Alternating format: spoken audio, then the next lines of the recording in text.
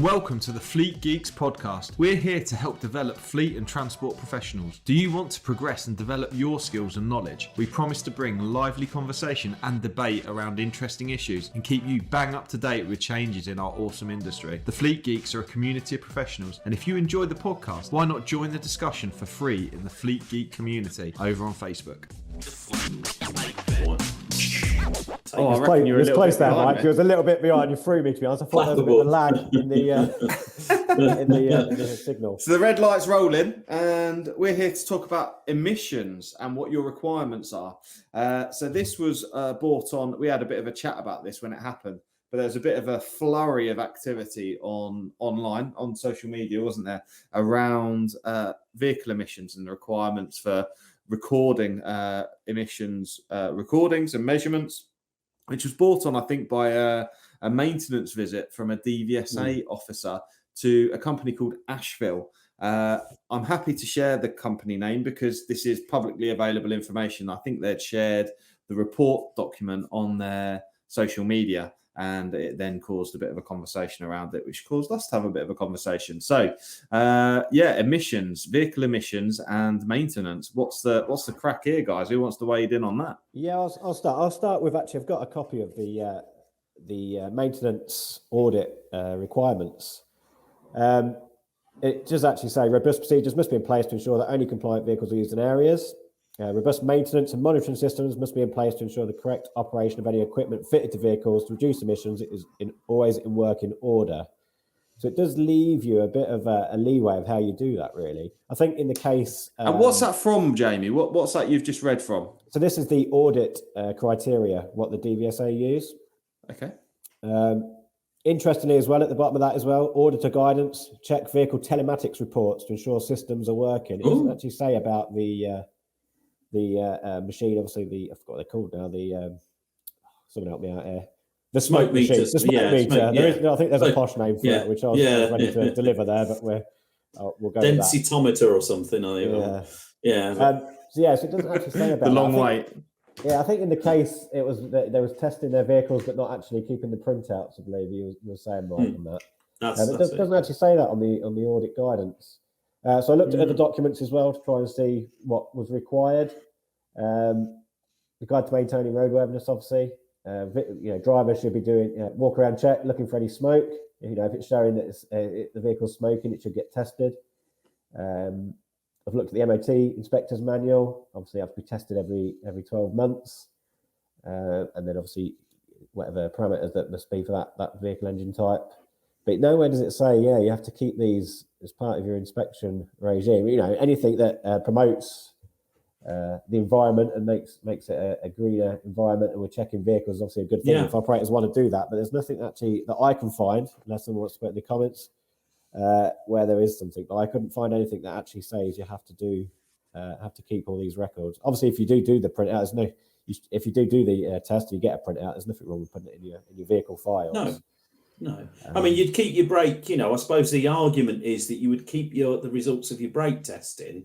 So why wouldn't you keep the results of your emissions testing? But, I suppose that's the argument. But I'm trying to play devil's advocate here in terms of the DVSA auditor. But, and also I think it's, I'm a long time out the game. I haven't picked up a hammer in anger for 4 donkey's years, but I'm a long time out the game. But as my understanding is, it is with HGVs is that they're not, unlike cars, that the exhaust gas is not analysed. It's not an emissions test in that sense of the word.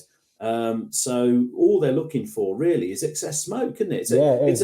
They just check the density of the smoke, because obviously a smoking engine's going to be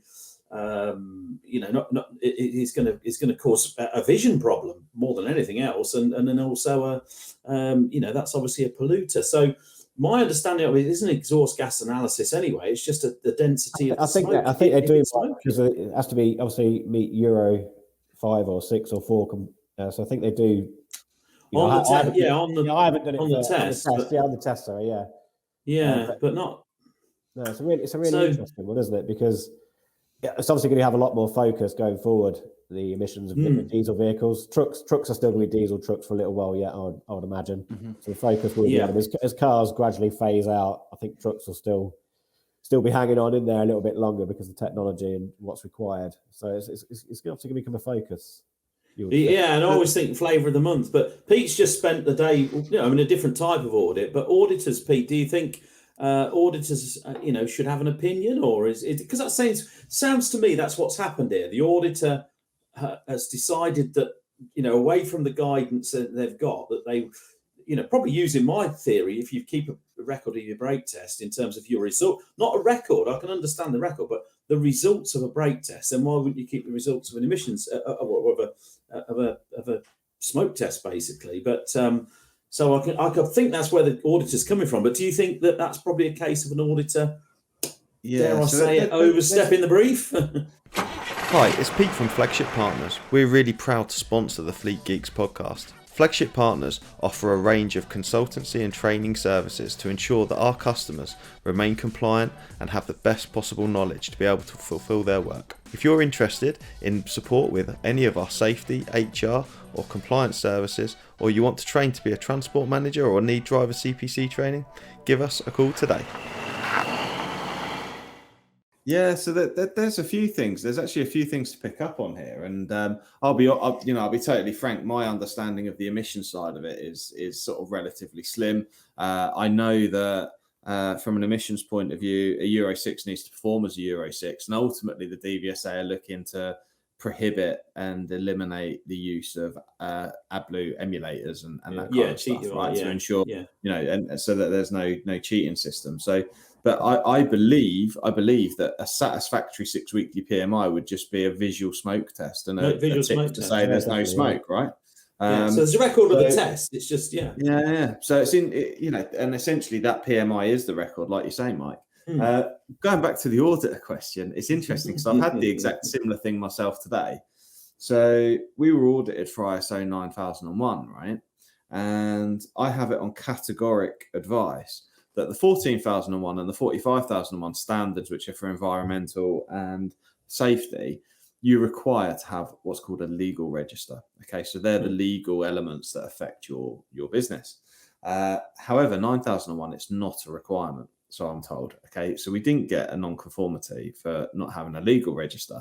However, it was referred to several times during the audit. Now, it's clear that it's something, I think often as auditors, you get sort of rolled up into what the requirement is against what you want to see and the best practice. And the essentially your role as an auditor is not to give advice. However, I think often the boundary gets blurred, and I think non-conformities, I think it's just a real challenge because essentially it's just one guy's opinion, isn't it? It's just a guy or gal, or Interestingly, there should be one person's opinion. Consistent, though. It should be consistent, shouldn't it? Yeah. Because I've been through one of these maintenance audits, and I didn't have that paperwork off the smoke meters, and we did it a different way. Nobody ever questioned it. Yeah. Interestingly, with the audit for the DVSA, there isn't a conformity and non-conformity as such, is there? It's like just is it satisfactory, unsatisfactory, mostly satisfactory, unsatisfactory. And I think the problem, I'm not putting words to our good friends at Ashfield's mouths there, but I think their issue was that the auditor marked them down on it. That was the issue. If it was just a throwaway comment or a passing comment by the auditor, and as you say, they're not there to give advice or to, as you said, Jam, it's a two-way thing, but they're not there to. In fairness, as an examiner, they're slightly different. It is an audit, but their role is to give advice, isn't it? Slightly differently as a DVSA officer. So if the officer had said, look, why don't you consider keeping your results because you keep the results of your brake? That's different to marking them down. I think what they were really perturbed about was that they were marked down for it.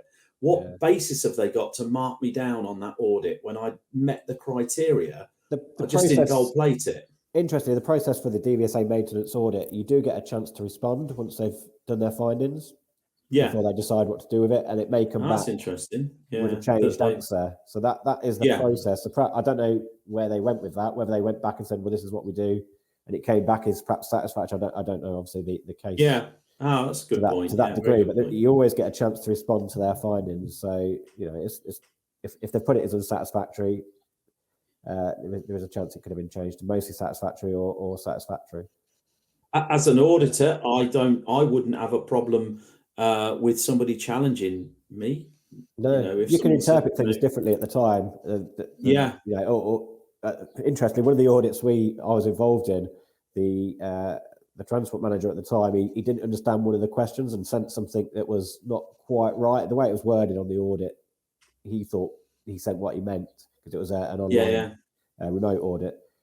However, when the audit came back with those findings, we then understood what actually was required and sent that, and it did change from unsatisfactory to satisfactory. Satisfactory, yeah. Interesting. So as an auditor, you have to sort of appreciate that perhaps sometimes people don't quite understand what is, what people mean, what is required. And that's the thing. Sometimes the standards are not written in plain English, and and sometimes people will not. Essentially, that they're just words, aren't they? A bunch of jumbled up words that make a sentence. And does the other person really understand what they're being asked? There's a real responsibility to ensure that the other person really understands what's being expected of them. Especially when you're being audited, you overthink a little bit, perhaps. It's natural reaction. You want to make sure it's right, so you're overthinking what people are asking, and actually you're not.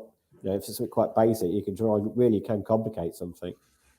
I can totally vouch for that. Certainly today, I've just felt absolutely on edge all day. I feel absolutely knackered.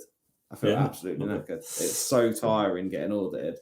And I know the times when I've had DVSA visits come in, it is a stressful experience, because even though you're not guilty, for example, you've done everything by the book, you're just worried that there's almost an agenda, or have you got a blind spot? Because we all have blind spots, don't we? We all have blind spots. We're human, we're totally fallible, and no one's infallible and no one's perfect. So the issue is your blind spot enough to potentially get your pants pulled down? Yeah, absolutely.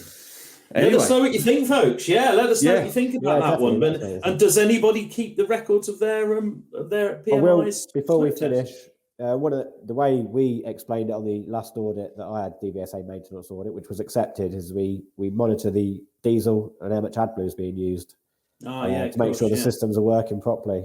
And that's that was accepted. I was going to say, I think that's sort of a side note, isn't it? It's important to measure the consumption of AdBlue and fuel. It's a requirement, isn't it, to measure it anyway? And then also you can monitor the ratio as well, can't you, of AdBlue to fuel consumption too? There's a whole new podcast with AdBlue, isn't there? There is. That's another one for another day. There is at the moment. There is at the minute. There is, Okay, Brill. Thank you very much for listening. Hope you've enjoyed it. Thank you very much. See you on the next one. I hope you enjoyed today's episode. If you did, please share with your friends and colleagues too. Join us for free on Facebook with the Fleet Geeks community for transport and fleet managers. Fleet Geeks offers ongoing professional development, networking and mentoring too. So get in touch with me, Pete Rushmer, on any social media platform to find out more.